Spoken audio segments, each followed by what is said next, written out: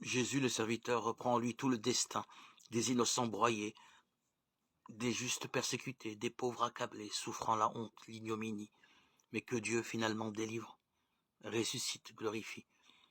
Il rassemble en lui toute la tradition d'Israël et lui donne la plénitude de sens qui se cherchait déjà dans certains psaumes. Et il permet à tous les humiliés d'exprimer enfin leur espoir. N'est-ce pas d'ailleurs en pensant au serviteur qui justifie les multitudes, Isaïe chapitre 53, 11, que Daniel promet une résurrection glorieuse à ceux qui auront justifié des multitudes, Daniel 12, 3.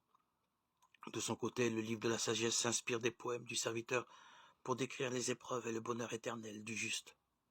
La vue du juste est insupportable aux méchants, Sagesse 2, 14, Isaïe 53, 3. Il est soumis aux outrages et aux tourments pour que soit éprouvée sa douceur et sa résignation, Sagesse chapitre 2, 19, Isaïe 53, 7. Il est agréé par Dieu comme un holocauste.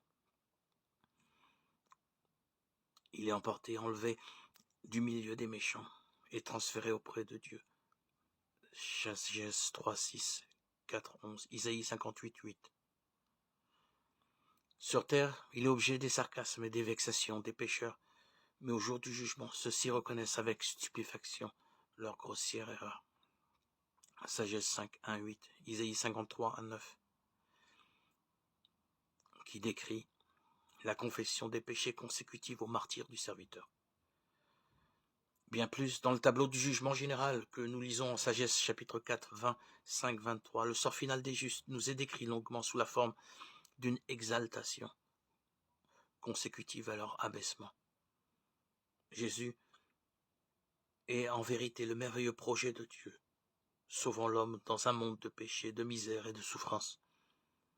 Il est la contestation la plus radicale qui soit de tout l'homme. Il est la révélation au creux de la souffrance et de la mort, de l'amour infini du Dieu vivant. En un visage d'homme humilié transparaît le visage même de Dieu.